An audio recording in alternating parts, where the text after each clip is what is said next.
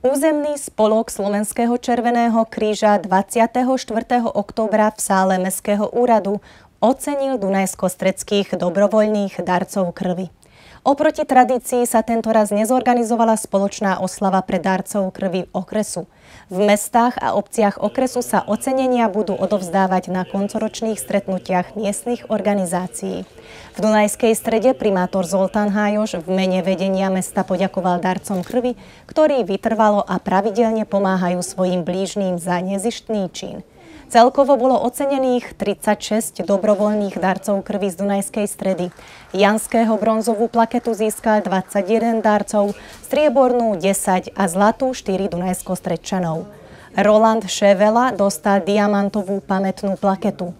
V roku 2024 okresní darcovia krvi darovali takmer 1600 litrov krvi, čím môžu zachrániť viac ako 10 000 životov. 187 véradó, aki az idén átveheti a érmet, a bronztól egész a démántig, aminek nagyon örülünk, nagyon sok a első véradó. Minden évben csinálunk a Maxal 2 véradást, egyik a bálinti vércsepp és másik a őszi vércsepp.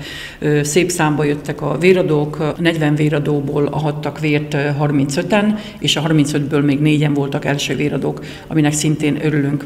Párhuzamba megy a ifjúsági vércsepp is, aminek a vége az november 8-ára van kitűzve.